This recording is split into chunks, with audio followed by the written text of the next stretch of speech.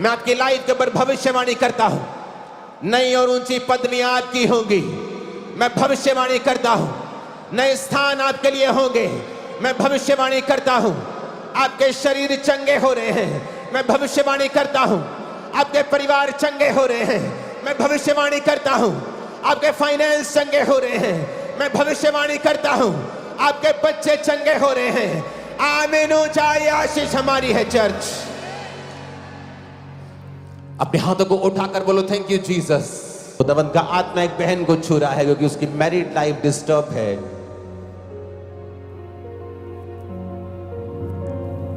कोई बच्चा नहीं है और तू सुसाइड करना चाहती है और पूरी तरह तेरा मन बन चुका है। तूने लोगों को ट्रीट भी ऐसा करना शुरू कर दिया है कि जैसे तुझे इस दुनिया को अब छोड़ के जाना है। तू हर एक से स्माइल से बात कर रही है और तेरे अंदर जो पेन है वो किसी को नजर नहीं आ रहा है।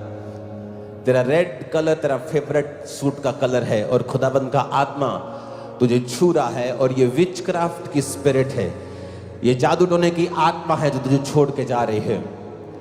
अगर आप अपने हाथों को उठाएंगे आपको मालूम होगा कि एंजल्स आपके बीच में हैं। खुदाबंद की स्पिरिट ने आपको छूना शुरू किया है। आप जहां भी हैं और जहां जहां भी शैतान ने आपकी लाइफ में काम किया है, आज मैं खुदाबंद का दास होने के नाते एक भविष्यद्वक्ता की जगह पर खड़ा होकर आपकी लाइफ पर यह भविष्यवाणी करता हूं कि आज से शैतान के सारे काम सीज होते हैं, फिनिश होते हैं, खत्म होते हैं, स्टॉप होते हैं in the mighty name of Jesus. अपने हाथों को उठाओ भाई लोग, क्योंकि परमेश्वर ने आपको अपने परिवार की अगुवाई करने के लिए और आपको अपने परिवार के लिए मुहैया कराने के लिए चुना है। और शैतान जो आपके फाइनेंस पे अटैक करता है, आपकी जॉब्स पे, आपके फाइनेंस पे, आपके हाथों के कामों पर वो बरकत नहीं आने दे रहा, आज अपने हाथों को उठाओ। मेरा परमेश्वर आपके हाथों के कामों पर बरकत दे और सारे श्राप आपकी जिंदगियों से खत्म हो जाएं, सारे बंधन आज से टूट जाएं, सारी अंधकार की शक्तियां आपकी लाइफ को छोड़ के जाती रहें। आमीन। ऊंचाई आशीष हमारी है। मैंने कहा आमीन। ऊंचाई आशीष हमारी है। सारे बंधन, शर्मिंदगी का बंधन, आज से मैं आपकी लाइफ के ऊपर भविष्यवाणी करता हूं, आपको शर्मिंदा होना ना पड़ेगा यीशु मसीह के सामर्थी नाम में। मैं आपकी लाइफ के ऊपर भविष्यवाणी करता हूं। आज मैं नहीं जानता लेकिन परमेश्वर ने मुझसे कहा है कि आज तू एक नबी के रूप में यहां पर खड़ा होगा और इन लोगों के ऊपर भविष्यवाणी करेगा और इन लोगों के ऊपर तू प्रोफेसी की स्पिरिट को रिलीज करेगा। और आज मैं भविष्यवाणी करता हूं कि तुम्हारी शर्मिंदगियों के दिन खत्म हो चुके हैं और मैं यीशु मसीह के सामर्थी नाम में उसका दास होने के नाते आपकी शर्मिंदगी को कैंसिल करता हूं आत्मा में यीशु मसीह के सामर्थी नाम में। आमीन। ऊंचा और खतरनाक और आशीष आपकी उतनी बड़ी है। अपने हाथों को उठाओ। Thank you Jesus. एक बात खुदावंद से कहो, अगर तुम चाहते हो कि ये भविष्यवाणियां तुम्हारी जिंदगी में पूरी हो, और ऊंची आवाज में कहना, हे प्रभु यीशु मैं तेरी महिमा के लिए जीऊंगा।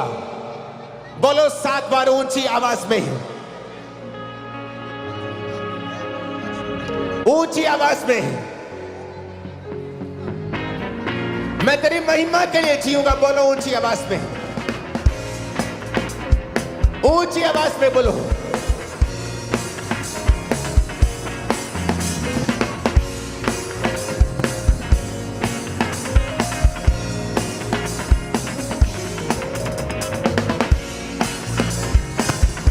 Thank you Jesus. जोर से कहो हालेलुया। Hallelujah, hallelujah. आप कहाँ रहते, अपना एड्रेस बताओ। पापा ये जहाँ पर अपनी ब्रांच, अभी आपके जो पावन पर चरण पड़े, यहाँ मेरा आप मायका- अमृतसर के हो? मैं यहाँ मेरा मायका है। ओ, यहाँ आपका ये मेरा मायका मायका है। ओके, आपका नाम क्या है आप बताओ। मेरा नाम नीलम भट्टी है। आपकी लड़की का नाम? बेटी का नाम प्रियंका भट्टी है। प्रियंका भट्टी। आपके हस्बैंड यानी इनके पापा का नाम? कुलदीप सिंह भट्टी। कुलदीप सिंह। और आपका जो एड्रेस है राम तीरथ रोड अमृतसर? हाँ जी। और आपके ससुर जी का नाम क्या है? महेंद्र सिंह। तो जाओ पता करो कि क्या हुआ है, और अगर ये झूठ है तो आ जाओ, फिर बात करते हैं।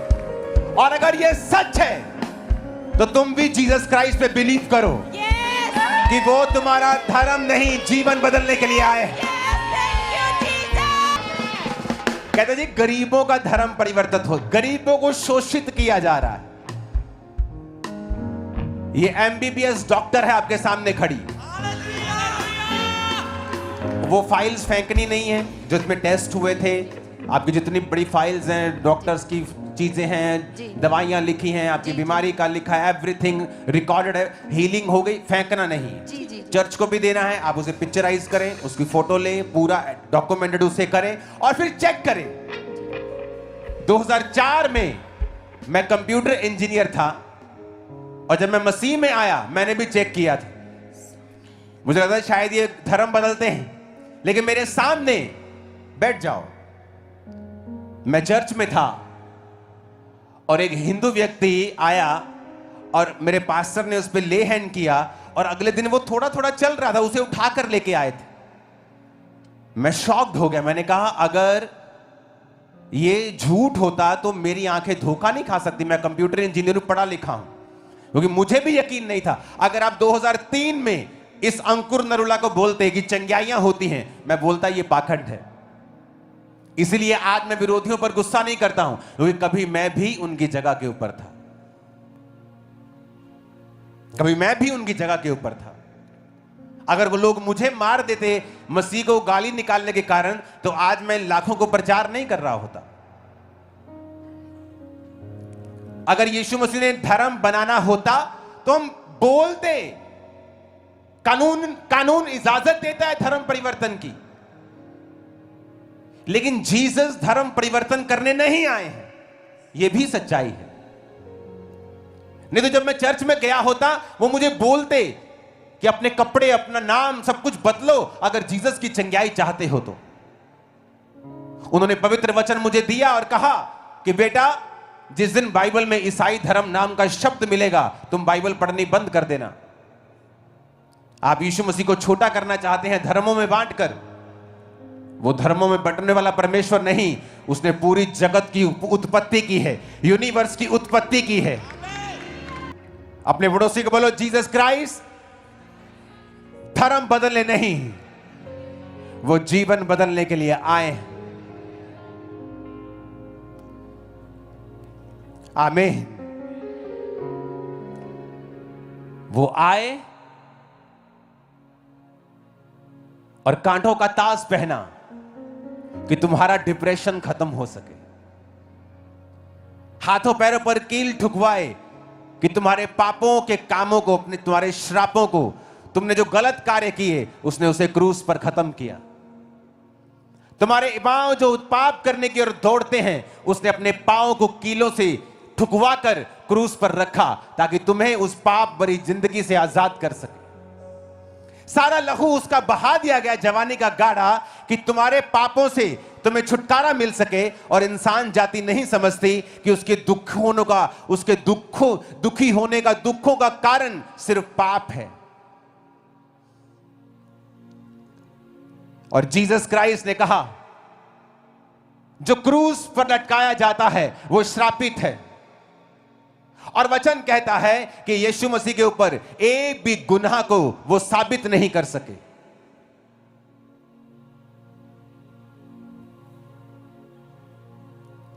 राजा कहता, यीशु कोई गुनाह तुझ पे साबित नहीं होता, जस्ट अपने मुंह से कह दे कि जो चीजें ये बोल रहे हैं ये झूठ है, बस इतना कह दे, बस कुछ नहीं कहना और तुझे कोई सबूत नहीं देना। एवरीथिंग इज क्लियर, सब कुछ क्लियर है कि ये लोग सब झूठ बोल रहे हैं, बस अपने मुंह से बोल दो आप। जीसस ने कहा, इन्होंने मुझे नहीं पकड़ा, मैंने इनके बीच में रहा 3.5 साल, इनके लंगड़ों को चलाया, इनके अंधों को आंखें दी, इनके मुर्दों को जिलाया, ये मुझे पकड़ नहीं सके, लेकिन आज मैंने अपनी मर्जी से अपने आप को इनके हाथों में दिया है। सब लोग बैठकर वचन को सुनो। और मैंने अपनी मर्जी से अपनी जिंदगी इनको दी है और मैं अपनी मर्जी से तीसरे दिन जी उठूंगा और अपनी जिंदगी को वापस ले लूंगा। वो कोई बेचारा परमेश्वर नहीं है जो क्रूस पर लटका हुआ है। आज वो सर्वशक्तिमान परमेश्वर की दाहिनी हाथ बैठा हुआ है और आपको और मुझको देख रहा है। वो राजाओं का राजा है आज। वो कोई बेचारा परमेश्वर नहीं है जो क्रूस पर लटका हुआ है, जो अपने आप को बचा नहीं सका। उसने कहा मैं तुम्हारे लिए जान दूंगा और तीसरे दिन मुर्दों में से जी उठूंगा। फिर जी उठ के प्रचार किया, फिर जी उठ के 40 दिन चेलों के साथ रहा, खाता रहा, पीता रहा, हर वो चीज की जो एक जीवित आदमी करता है। और 41वें दिन वो स्वर्ग पे फिर चढ़ा दिया गया और फिर कहा मैं तुम्हें लेने के लिए दोबारा वापिस आऊंगा।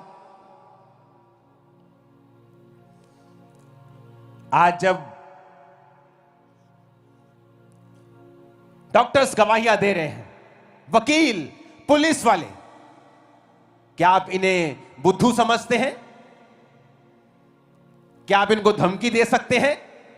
क्या इनके साथ आप जबरदस्ती कर सकते हैं क्या?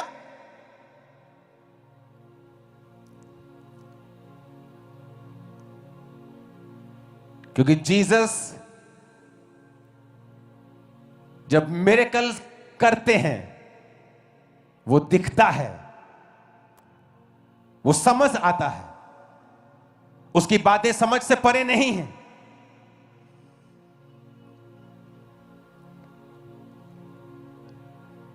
आज अपनी चर्च में आके अच्छा लग रहा है मेरे को। मैंने कभी नहीं सोचा था कि मॉर्निंग मीटिंग में इतने लोग होंगे कि ओवरफ्लोस पे ओवरफ्लो लगाने पड़ेंगे, सड़कें भर जाएंगी, मुझे मालूम नहीं था। जीसस यहां मौजूद है आपको छूने के लिए। आज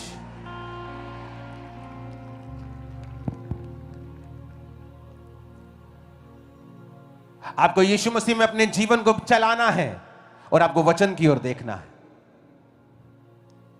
वॉलंटियर्स, कैमरामैन, प्लीज मूव करना बंद कर दो।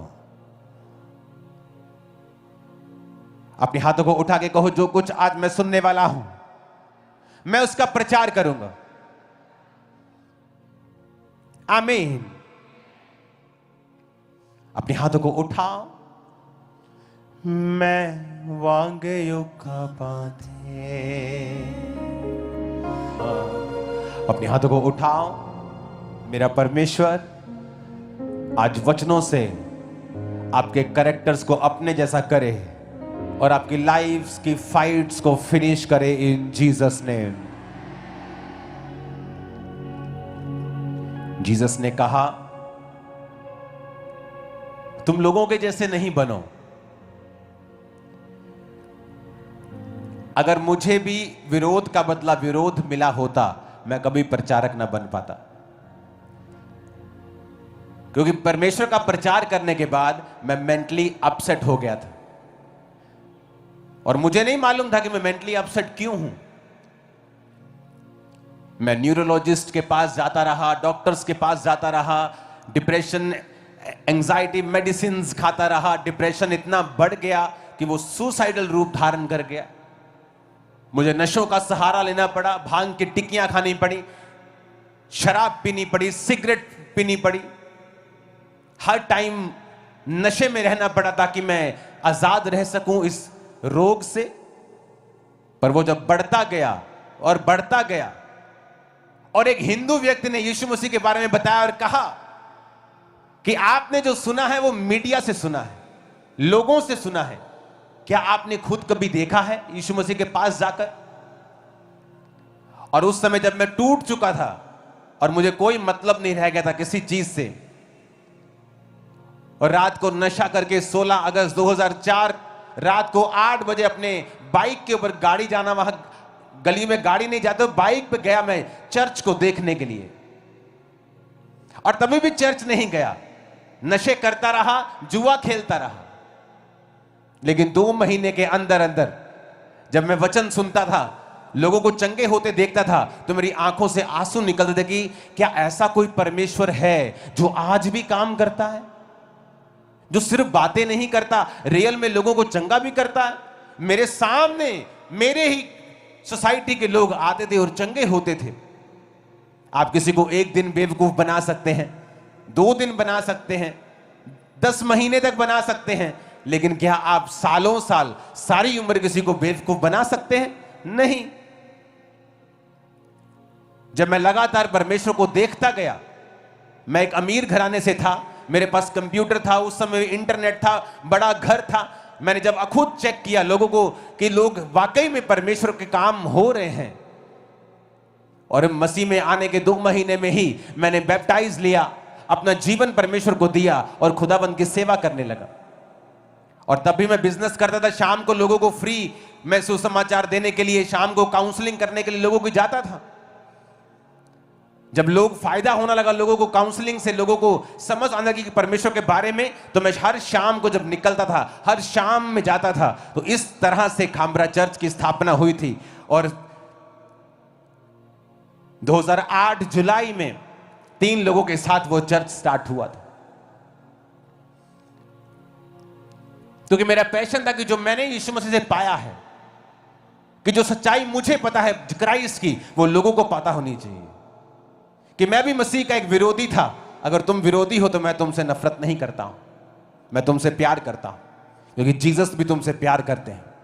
वो तुम्हारे लिए ही आए हैं, तुम्हारे लिए भी उसने जान दी है। आज हम क्राइस्ट के सिस्टम को भूलते जा रहे हैं। बाइबल कहती है कुरिन्थिया के लोग विश्वासी एक दूसरे पर कोर्ट केस कर रहे थे।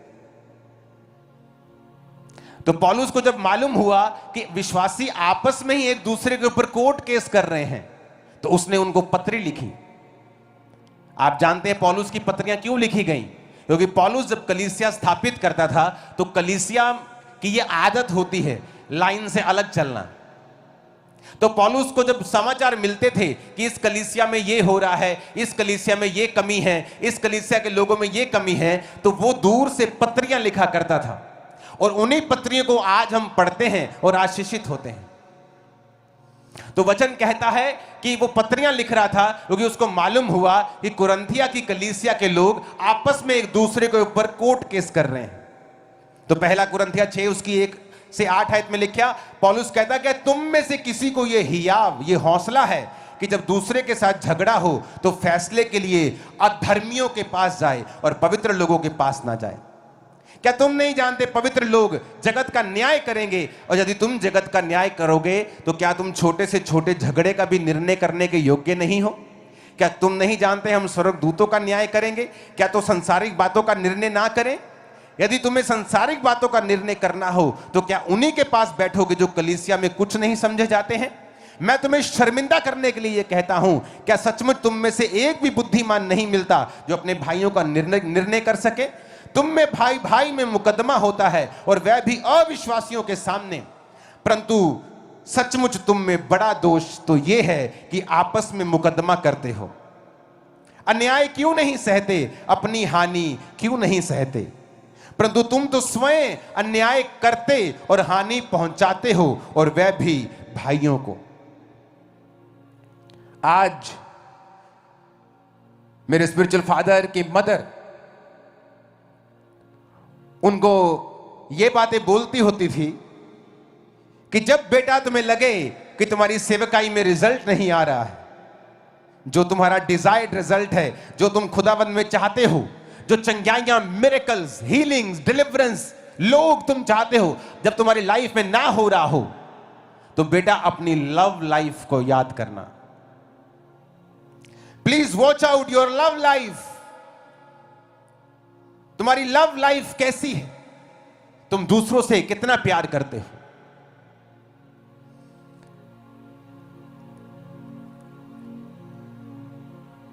क्या तुम प्यार में चलते हो? तो अपने आप को चेक करना। पौलुस कहता, मैं तुम्हें शर्मिंदा करने के लिए कहता हूं कि अविश्वासियों के सामने तुमने एक रॉन्ग एग्जाम्पल पैदा की। कहता अन्याय सह लो, हानि सह लो, पर अविश्वासियों को बात करने का मौका मत दो। कहता तुम में एक भी बुद्धिमान नहीं मिलता क्या? क्या तुम नहीं जानते तुम स्वर्गदूतों का न्याय करोगे?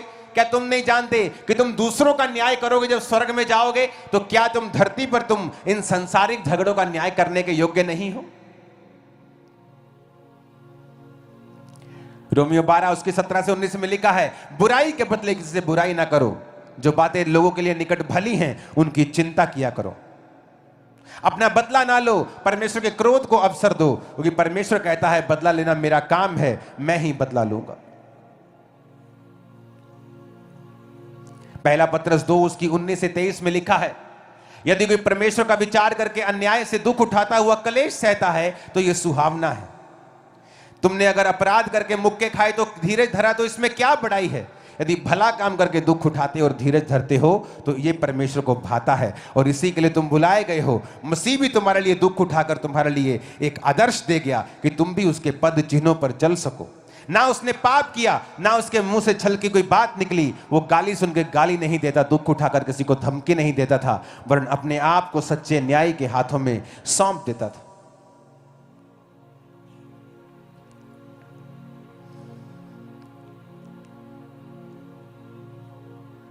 परमेश्वर के दास पौलुस ने कहा, आज हम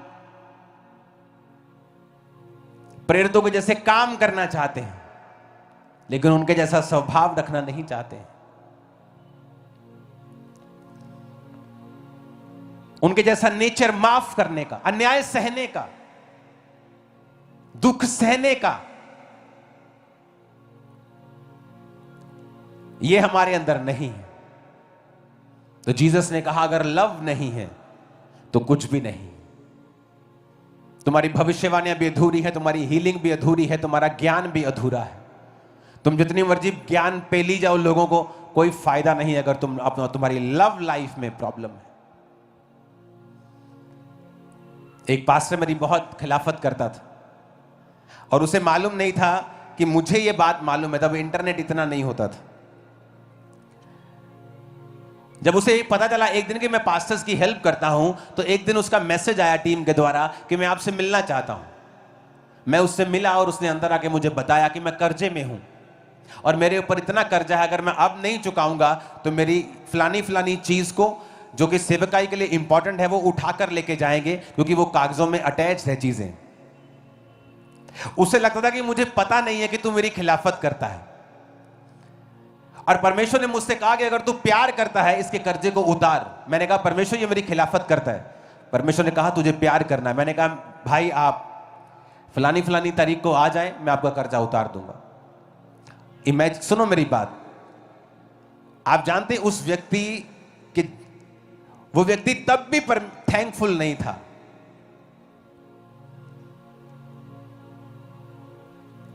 लेकिन उसका कर्जा मैंने उतारा। मेरे पास कुछ सैकड़ों लोग तब आते थे, आज वो लाखों में है। सुनो मेरी बात, वो व्यक्ति का कर्जा उतर गया पर उसका लेवल कभी बड़ा नहीं हुआ। वो आज भी उसी लेवल पे है। मेरा लेवल जिस लेवल पे मैं उस समय था उससे 10 गुना बढ़ चुका है, 20 गुना बढ़ चुका है, लेकिन उसका नहीं बढ़ा। क्यों? अगर हम अपने स्वभाव को चेंज नहीं करेंगे, हमारी जिंदगी में कभी बड़ा बदलाव नहीं होगा। उसके बाद उसका कभी थैंक्स गिविंग के लिए मैसेज नहीं आया आज तक। लेकिन मेरे काम को परमेश्वर ने देखा। हमारा बदला परमेश्वर लेगा, हमें ऊंचा परमेश्वर करेगा, हमें सुरक्षित कोई टीम नहीं करेगी, परमेश्वर करेगा। कितने मेरी बात को समझ रहे हैं?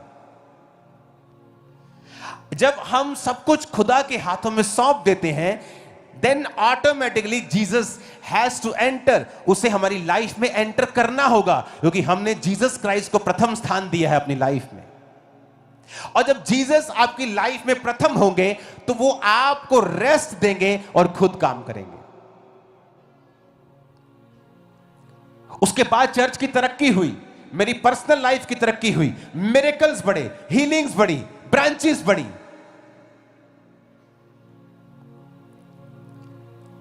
आज हम चर्च की जगह पे हैं।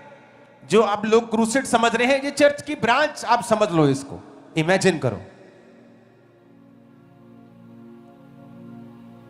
और अभी ओवरफ्लोज आप नहीं दिखा रहे हो, कैसे पॉसिबल है? आपको जीसस के स्वभाव में बढ़ना है। मसा तभी आएगा आप उसके स्वभाव में बढ़ेंगे तो। जीसस ने कहा जब तुम चलोगे तो तुम्हारी चलने से अन्य जातियों में मेरे नाम की महिमा होनी चाहिए। ऐसा कोई काम तुम मत करना जिससे मेरे नाम को कोई बेइज्जती मिले। आप जीसस को पर्सनली नहीं लेते हो। आप क्रिश्चियन हो, आप मोहल्ले की नुक्कड़ पे खड़े हो और आप नशा सेल कर रहे हो या आप किसी लड़की को छेड़ रहे हो, you are a bad Christian. और आप जीसस क्राइस्ट को महिमा नहीं दे रहे हो। जब आप उसे महिमा नहीं देंगे तो कर्स आप पर, आपके परिवार पर होगा। आप कहीं घर में काम करती हैं, जॉब करती हैं, वहां आप चोरी कर रही हैं, आप जीसस के नाम को महिमा नहीं दे रहे हैं। आप उसको पर्सनली रिप्रेजेंटेटिव उसके नहीं हैं। मैं जीसस का पर्सनल रिप्रेजेंटेटिव था और अब भी हूं। जब मैं अपना टाइल्स का बिजनेस करता था तो जितनी भी एनआरआई बेल्ट है, वेगोवाल, नडाला, प्लाथ, जितनी भी एनआरआई बेल्ट है, यहां हमारा सारा टाइल्स का सामान जाया करता था लाखों रुपए में। ऐसी दुकानें थी जिनसे आज भी हमने लाखों रुपया लेना है। वो हर हफ्ते जैसे होलसेलर उगराई करने जाते हैं कि अगर 10 लाख का सामान दिया तो हर हफ्ते वो 50,000 60,000 आपको देते हैं। ऐसे तो थर्सडे में वहां पर जाया करता था और वहां पे ऐसी पार्टीज थी जिन्होंने पैसे वापस नहीं किए। और जब मैं मसीह में आया और जब चर्च बड़ी हो गई तो मेरे लिंक्स बहुत सारे लोगों के साथ पहले भी थे और बाद में और बढ़ गए। मेरा एक कॉल या एक चीज मेरे पैसों को वापस लेके आ सकती थी। परमेश्वर ने मना कर दिया कि फाइट नहीं करना, पैसों के लिए छोड़ दे। और पैसे लाखों रुपए मैंने आज भी छोड़े हुए और खत्म कर दिया, खाता कैंसिल कर दिया हुआ। रीजन कि मुझे लड़ाई नहीं करनी, क्योंकि अब मैं जीसस को रिप्रेजेंट करता हूं। जब मैं जीसस का रिप्रेजेंटेटिव हूं तो मेरी लाइफ भी ऐसी होनी चाहिए।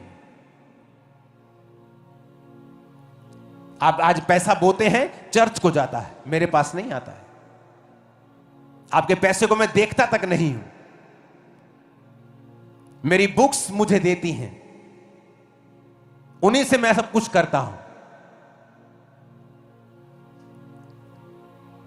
आज आपको ऐसा कैरेक्टर बिल्ड करना है कि लोग जब आपको देखें तो बात ना कर सके आपके खिलाफ, दाव ना मिल सके उनको।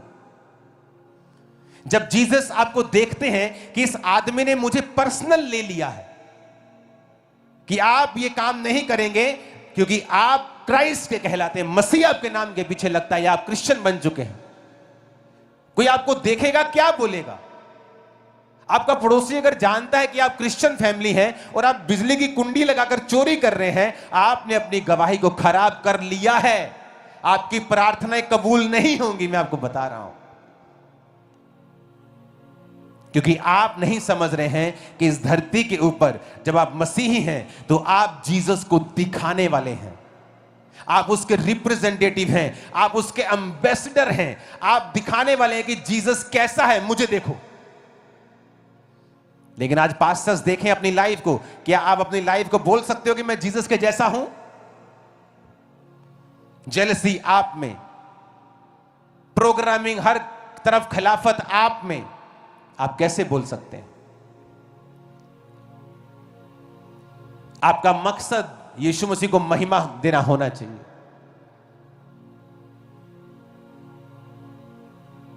आप जीसस क्राइस्ट के रिप्रेजेंटेटिव हैं, उसके एम्बेसडर हैं।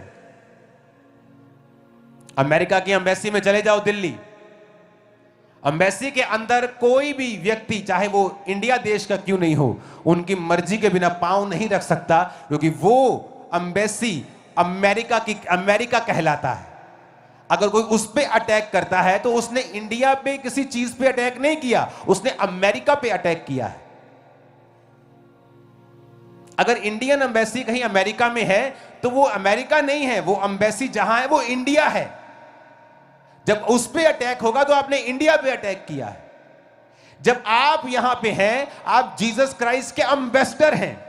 अगर कोई आप पे अटैक कर रहा है, वो आप पे नहीं कर रहा है, वो स्वर्ग पे अटैक कर रहा है। और स्वर्ग को संभालना आता है आपको, वो संभाल लेगा। और यीशु को आता है संभालना। विरोधियों को नथ कैसे डालनी उसको आता है, आपको काम करने की जरूरत नहीं है। कई बार आप जब दुनियावी तौर से देखते हैं आप दुखी हो जाते हैं, लेकिन जब आत्मा आपके अंदर से आपको सिखाता है आप फ्री हो जाते हैं। आप जीसस क्राइस्ट के एम्बेसडर हैं, हायर पोजीशन के ऊपर हैं। चलो ऐसे कि आप एम्बेसडर हैं, बोलो ऐसे कि आप जीसस के रिप्रेजेंटेटिव हैं। जैसा आज आप करना शुरू करेंगे वैसे ही कल आप बन जाएंगे, सेम एग्जैक्टली आप वैसे ही होंगे, वैसे ही होंगे आप। वो बरकतें, वो लाइफ की ब्लेसिंग आपकी लाइफ के ऊपर होंगी, क्योंकि अगर जीसस ने आपको अपना रिप्रेजेंटेटिव बनाया है तो ऐसा नहीं हो सकता कि आप अमेरिकन एम्बेसी में काम कर रहे हो और आपके पास गाड़ी ना हो जाने के लिए, आपको सुरक्षा ना मिले, ऐसा नहीं हो सकता। फिर वो आपको सुरक्षा भी देगा, वो आपकी जरूरतें भी पूरी करेगा, वो आपको शर्मिंदा भी होने से बचाएगा और वो आपको ऊंचा भी करेगा। उन्हीं वैरियों के सामने जो आपको नीचा करने की कोशिश कर रहे हैं, आप और 100 गुना ऊंचे होने जा रहे हैं, मुझ समेत। आमीन खड़कने वाला चाहिए। Hallelujah, hallelujah. हमारा काम जीसस क्राइस्ट के प्रेम को फैलाना है। अगर प्रेम नहीं फैला पाए हम तो ज्ञान पेलना अधूरा है। परमेश्वर ने कहा चंगाइयां अधूरी हैं, सब कुछ अधूरा है। कहता फिर तुम कंसेप्ट को समझ ही नहीं पाए कि यीशु मसीह क्या करने के लिए आए। चर्च को किसी भी तरह के नफरत से बचना चाहिए, पॉलिटिक्स से बचना चाहिए। चर्च का काम पॉलिटिक्स करना नहीं है।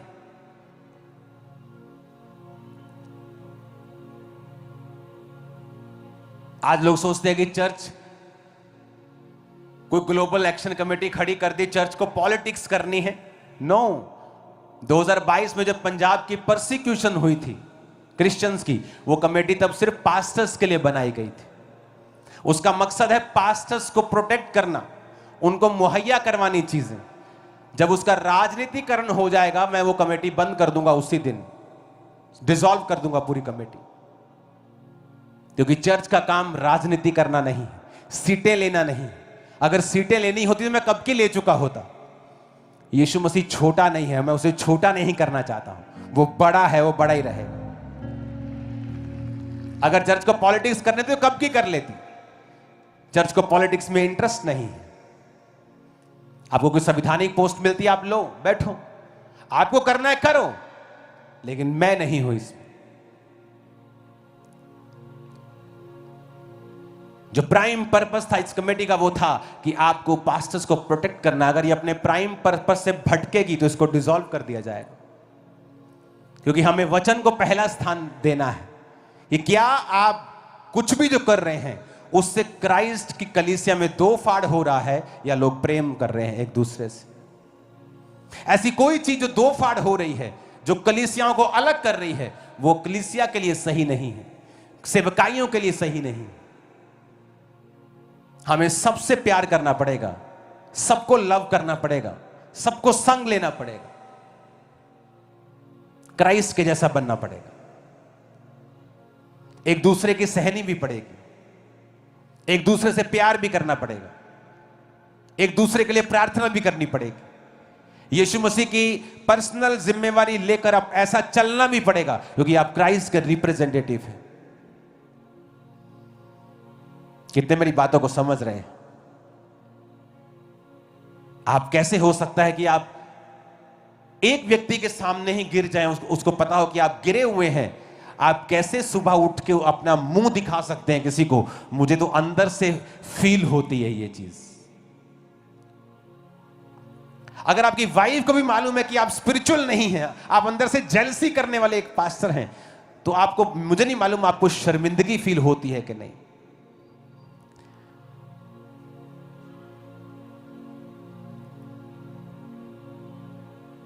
आपको क्राइस्ट के जैसा बनना है, रिजल्ट भी क्राइस्ट के जैसे ही होंगे। ऐसे रिजल्ट होंगे मार्वलस, आप हैरान हो जाएंगे कि मैं इसके काबिल नहीं, मेरी लाइफ में, मेरे फाइनेंस में ऐसा रिजल्ट कैसे आ सकता है? ऐसी बरकत मेरे परिवार में कैसे आ सकती है? ऐसी चंगाई मेरे शरीर में कैसे आ सकती है? डॉक्टर ने तो बोला हुआ है कि नहीं हो सकता, मैंने आईवीएफ भी करवाए, फेल हो गए, लेकिन कैसे प्रेगनेंसी पॉसिबल हो सकती है? क्योंकि यीशु मसीह इसीलिए आए। अगर आप वचन पे नहीं चलेंगे, आप पवित्र आत्मा से कभी भरपूर नहीं हो सकते हैं। आप पवित्र आत्मा से भरपूर नहीं हैं, कभी भी अनॉइंटिंग आपकी लाइफ पे नहीं होगी। अगर अनॉइंटिंग आपकी लाइफ पे नहीं है तो आपकी लाइफ इजी नहीं होगी। मसा नहीं है तो जिंदगी आसान नहीं होगी, हर चीज भारी लगेगी आपको, क्योंकि मसा ही है जो आपके सिर के जुए को नाश करता है। और हर व्यक्ति जो जेलसी की स्पिरिट में है वो मसे को नहीं कंटिन्यू कर सकता। वो एक लिमिटेड लाइफ जीता है, क्योंकि मसा आपकी लाइफ को अनलिमिटेड करता है, आपको बियॉन्ड लिमिट आपको बढ़ाता है। ऊंची आवाज में बोलो हालेलुया। आज मेरी एक्सपेक्टेशन से ज्यादा लोग हैं यहां। मैंने कभी नहीं, मॉर्निंग मीटिंग में इतने लोग होंगे, लाखों लोग मॉर्निंग मीटिंग में, कभी नहीं सोचा। और आप देखो भाई कितने हैं जो काम करते हैं, बिजनेस कर रहे हैं। लोग बोलते हैं लेडीज आते, लेडीज फ्री होती, भाई भी हैं, हाफ हाफ है। इमेजिन, कौन लेके आया आपको? यीशु मसीह आपको लेके आया। मैंने अपने जीवन में वचनों से आशीष पाई है, मेरी जिंदगी वचनों से बदली है, मेरी बढ़ोतरी वचनों से हुई है। जब वचन पढ़ता था, वचन समझता था, वचन सुनता था तो उसको फॉलो करता था। मेरे साथी थे, मेरे संगी थे, यूथ ग्रुप था जो वचन को फॉलो नहीं करते, वचन सुनते थे लेकिन व्यभिचार में गिरते थे, कोई पाप में गिरता था, कोई किसी चीज में गिरता था। आज वो वही के वही है। आज भी 20 साल बाद उनकी जिंदगियां, आज वो सीख तो गए हैं, पाप तो छोड़ दिया है, लेकिन वो लेवल वो भी हासिल नहीं कर सके, क्योंकि उन्होंने भी उस समय वचन को नहीं पहचाना। तो ये परमेश्वर की मर्जी है कि आप वचन को पहचाने, एक क्रिश्चियन लाइफ रखें, एक स्ट्रांग लाइफ रखें, एक स्ट्रांग लाइफ, एक क्रिश्चियन लाइफ, प्रार्थना से भरी हुई, जीवित चर्चों के साथ जुड़ी हुई। सिर्फ मेरा ही चर्च पंजाब में जीवित नहीं है, बहुत सारे चर्चेस जीवित हैं। आप जीवित चर्च में जाएं, जाके वचन को सुने, चर्च के एक्टिव मेंबर बने, सुसमाचार टीम का हिस्सा बने, सफाई टीम का हिस्सा बने, इवेंजलिस्ट टीम का हिस्सा बने, वर्कर बने, बाथरूम साफ करने वाली टीम बने, लंगर टीम बने, सफाई team, chair team, any team. आप किसी ना किसी टीम में होने चाहिए। आपके परिवार को कोई सदस्य सेवा में होना चाहिए। यह है असल मकसद, कि जिससे आपकी जिंदगी बदले, आप अपने देश के लिए बरकत का कारण बने, अपनी स्टेट के लिए, परिवार के लिए आशीष का कारण हो। अगर आप भी वही करेंगे जो लोग करते हैं, तो फिर क्या फायदा आपका मसीह में आने का? कहां आप जीसस क्राइस्ट को दिखा रहे हो? कहां आप रिप्रेजेंट कर रहे हो उसको? कहां नजर आता है आप में परमेश्वर? हालेलुया। अगर वो नजर नहीं आता तो हम कहीं अपना मार्क मिस कर रहे हैं, असल मकसद मिस कर रहे हैं। अगर पैसा ही कमाना है, अगर पॉलिटिक्स ही करनी है, तो फिर क्यों आए मसीह में? तो जाए हम वही काम करें, फिर वही काम करके तो हम मसीह में आए। अगर यही काम मसीह में आके करने हैं तो मसीह में आने का फायदा क्या है? अपनी जिंदगी को पहचाने, इसको गैदर करें, इसको इकट्ठा करें, इसको चेक करें, सेल्फ रियलाइजेशन करें, अपने आप को जांचें, अपने आप को परखें, अपने आप को सेट करें। यह मेरी बरकत का कारण है। लोग बोलते हैं आप 5 घंटे क्या प्रेयर करते हो? मैं 5 घंटे प्रेयर थोड़ी करता हूं। आपकी प्रेयर 2 घंटे में खत्म हो जाएगी, 1 घंटे में शब्द खत्म हो जाएंगे आपके पास। उसके बाद 4 घंटे यीशु मसीह के पास बैठ के आप क्या करोगे? सेल्फ रियलाइजेशन भी एक प्रार्थना का हिस्सा है, कि कहां मुझे कमी है, कहां मेरी लाइफ में कमजोरी है, कौन से हिस्से को मुझे स्ट्रांग करना है। आप बैठते हैं, आप ऐसे ही बढ़ते हैं, क्योंकि जब आप प्रभु की प्रेजेंस में बैठते हैं, परमेश्वर आपसे बात करता है, और जब वो बात करता है, एक्चुअल में वो ब्लेसिंग तब रिलीज होती है। परसों रात को मैं परमेश्वर के पास जब बैठा, मैं रोज खुदाबंद के पास बैठता हूं, तो मैं प्रार्थना करी जा रहा था। जैसे तड़का हुआ, परमेश्वर ने कहा, क्योंकि चर्च के पास जो मेन पंडाल है, उसके पास जो चर्च भवन बन रहा है, एक हॉल है और उसके बाद एक ओवरफ्लो है, उसके पास भी एक 8.5 9-10 एकड़ का टोटल मिला के सब जगह, वहां पे एक जगह है जो चर्च की है। तो परमेश्वर ने कहा, जा और उस जगह को अनॉइंट कर और 10,000 चेयर खरीद, क्योंकि मैं 10,000 लोग इस महीने के अंत में तेरे पास भेज रहा हूं। 10,000 चेयर्स सिर्फ 10,000 हैं।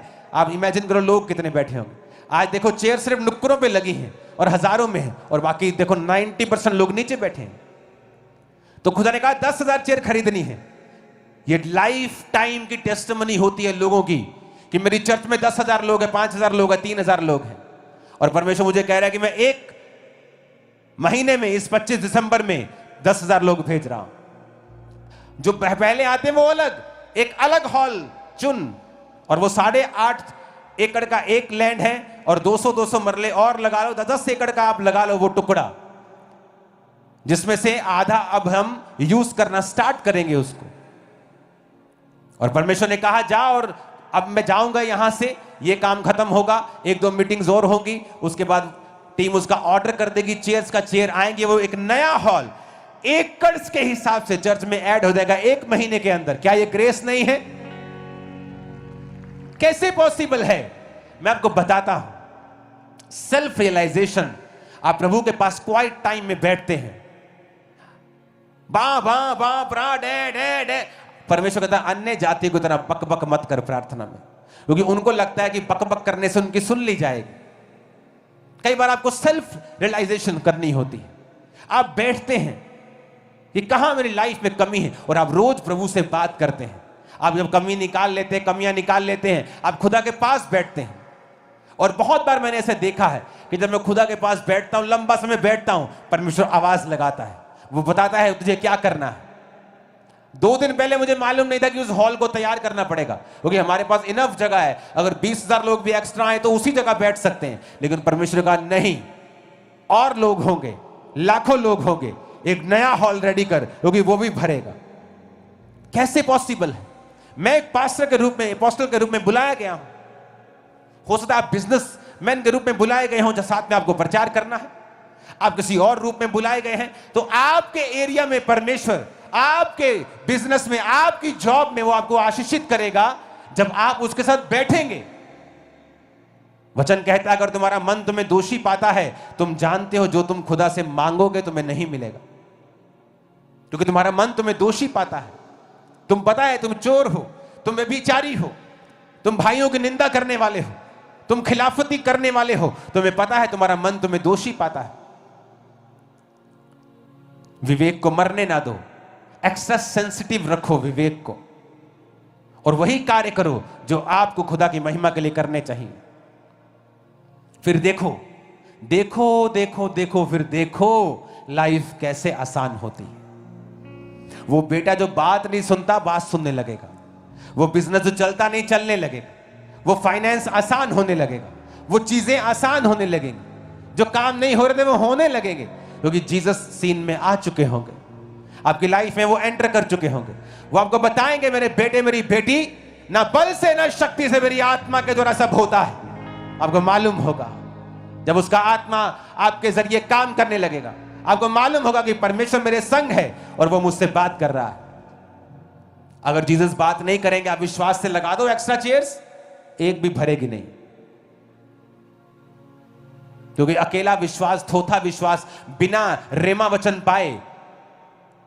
पतरस कहता, प्रभु अगर तू ही है तो मुझे खुद पानी पे चल के आने की आज्ञा दे। उसने ये नहीं कहा, परमेश्वर तू ही है ना तो मैं तेरे पास पानी पे चल के आ रहा हूं। पतरस डूब जाता। फॉरेन कंट्री में 3 लड़कियां मीटिंग में जा रही थी, रास्ते में बाढ़ आ गई और नदी ओवरफ्लो थी। कहती ले परमेश्वर कहते, पतरस थोड़ी साडा भी तो हैगा ही, ऐसी मीटिंग पे चली आया। ये कहकर तीनों ने पानी में छलांग लाई और तीनों मर गई। अगले दिन मेन खबर में मीडिया में आया कि इनका परमेश्वर इनको बचा नहीं सका। उन लड़कियों को वचन नहीं मालूम था कि अगर पतरस ने नहीं कहा मैं तेरे पास आ रहा हूं, पतरस ने कहा अगर प्रभु तू ही है तो मुझे आज्ञा दे, मुझे बोल अपने मुंह से कि मैं तेरे पास चल के आऊं। खुदा ने कहा आ जा। ये कोई फॉर्मूला नहीं है कि आप चेयर लगाएंगे भर जाएंगी, या 8 एकड़ का नया हॉल खड़ा कर देंगे वो भर जाएगा। खुदा ने मुझे कहा है करने के लिए तो मैंने किया है। अब खुदा कैसे कहेगा अगर वो आपसे नाराज है तो, अगर आप उसका स्वभाव नहीं दिखा पा रहे हैं तो, अगर आप प्रार्थना में आपकी लाइफ में कमी है, आप बाइबल नहीं पढ़ते हैं, आप जीवित चर्च के मेंबर नहीं हैं, आप इतने बिजी हैं उसी जॉब में, आप उसी जॉब में मर जाएंगे और आपकी कभी भी लाइफ में बढ़ोतरी नहीं हो पाएगी अगर आप यीशु मसीह के पीछे नहीं जाएंगे तो। हमें सुधरना होगा अपने लिए, अपने बच्चों के लिए, अपनी जनरेशन के लिए। जो कर्ज, जो लिमिटेशंस आप लोगों ने सही हैं, अपने बच्चों को उन्हें विरासत में मत दें। उनको विरासत में अच्छी चीजें दें, क्योंकि धर्मी के भाग्य में लिखा है वो अपने नाती पोतों के लिए संपत्ति छोड़ जाता है। कर्जा मत छोड़ के जाए अपने बच्चों के लिए, ब्लेसिंग्स छोड़ के जाए। और ब्लेसिंग सिर्फ पैसों की नहीं होती, प्रॉपर्टी की नहीं होती। एक अच्छा कैरेक्टर, क्राइस्ट के साथ मेल मिलाप, यीशु मसीह जैसा जीवन जीना अपने बच्चों को दे के जाएं। आपके बच्चे कभी भूखे नहीं होंगे, फिर कभी निराश नहीं होंगे, कभी डाउन नहीं होंगे। दुनिया उन्हें अप के बाद अप के बाद अप के बाद अप के बाद अप के बाद अप के बाद अप देखेगी। यीशु मसीह के सामर्थ्य नाम में वो उन्हें आप ही देखेगी। लोग आपको लॉक डाउन करना चाहे, जैसे ही वो आपको डाउन करना चाहेंगे, आपको 10 गुना ऊपर देखेंगे 1 महीने के अंदर अंदर। खड़कने वाला चाहिए शैतान के खाने में। Hallelujah, hallelujah, hallelujah. आपके ऊपर एक जिम्मेवारी है, क्राइस्ट को दिखाने की जिम्मेवारी। आप पैसे के प्रभाव में नहीं आ सकते। ऊंची आवाज में कहो हालेलुया। तो जीसस के सामने विश्वास योग्य बने, उसे दिखाएं कि आप विश्वास योग्य हैं। वो आपके लेवल को बड़ा करेगा। अगला साल आप इस लेवल पे कभी नहीं होंगे जो अभी हैं। आमीन। साथ चाहिए और ऊंचे चाहिए इन जीसस नेम, और तौबा के साथ चाहिए, तौबा के साथ।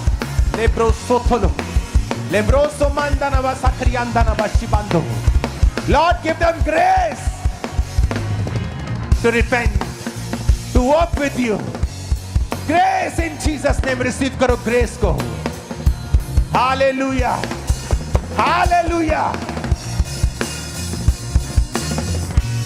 Amen, Amen। तैयार हो जीसस के साथ चलने के लिए? उसकी आत्मा से भरने के लिए तैयार हो क्या? खुदा आपके साथ हो और वो आपको बहुत इस्तेमाल करे।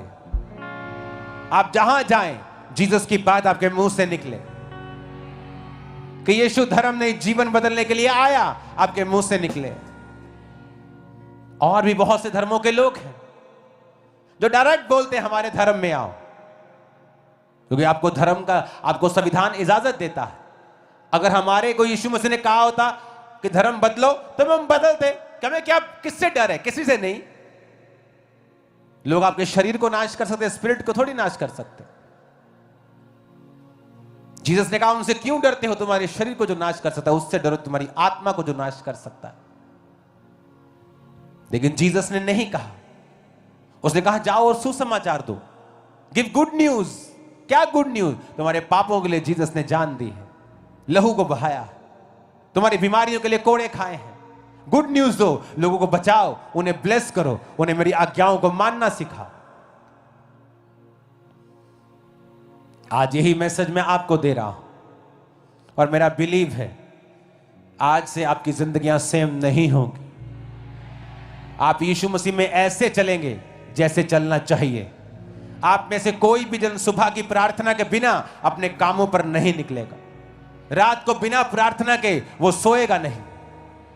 मैंने नोटिस किया है आज शैतान का सबसे बड़ा हथियार आपका मोबाइल फोन है। The biggest weapon of devil, the biggest, आपका phone is the biggest weapon.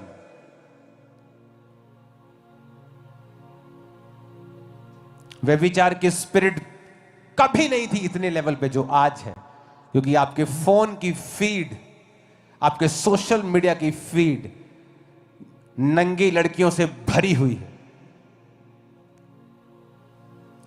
आधा नंगे होकर अब इंटरनेट पे आना, it's like a legal thing now, it's a new normal. और जैसे जैसे आप अपनी आंखों से गंदगी देखते जाएंगे, आप व्यभिचार की स्पिरिट को समाते जाएंगे, और जब आप दुनिया में निकलेंगे, आप पर व्यभिचार के अटैक हो रहे होंगे और आपको पता नहीं होगा कारण क्या है। कारण आपका फोन है। और जब आप पवित्रताई में नहीं हैं, भाई साहब, आप जितनी भी मेहनत कर लेंगे, जीसस को पता नहीं होगा कि आपने मेहनत की, क्योंकि वो पापी को देख नहीं सकता, वो पाप को देख नहीं सकता, वो पवित्र परमेश्वर है। जाएं अपनी जिंदगियां करेक्ट करें। अगर फोन पे आपके गंदगी है और आप कंट्रोल नहीं है आपका, आप उसे देख रहे हैं, कुछ देर के लिए सोशल मीडिया से बाहर आ जाएं। अपनी लाइफ को गैदर करें, कलेक्ट करें, इसको सीखें, सेल्फ रियलाइजेशन करें, आत्म अपने आप को चेक करें कि मुझे, मैं कहां खड़ा हूं मसीह में, क्योंकि वही कुंडी फंसी है।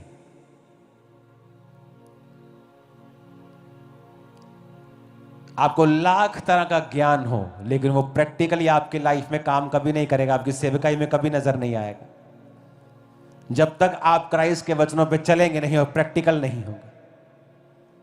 यीशु को शैतान जो भरमाता था, उसके पास भी ज्ञान था, बोलता था कि जा अपने आप को इस चर्च से नीचे गिरा दे, इस पहाड़ से नीचे गिरा दे, तेरे पिता के वचन में लिखा है कि स्वर्गदूत तुझे उठा लेंगे। उसने कहा यह भी लिखा है कि तू अपने पिता, अपने परमेश्वर की कभी परीक्षा ना कर। जाएं, रोज प्रार्थना करें, सुबह और शाम, कम से कम 2 बार, हफ्ते में कम से कम 1 या 2 रोजे रखें। संडे कोई काम ना करें, सिर्फ परमेश्वर के घर में जाएं, पवित्रताई में अपनी लाइफ को बिताएं, सेवा करें, जीसस का प्रचार करें, लोगों की हेल्प करें, अपना कैरेक्टर यीशु के जैसा बनाएं। तब मैं आपको जरूर कहता हूं, कॉन्ग्रेचुलेशंस, कॉन्ग्रेचुलेशंस, कॉन्ग्रेचुलेशंस। रिसीव करो उस बधाई को जो मैं आपको आत्मा में दे रहा हूं। Congratulations, congratulations.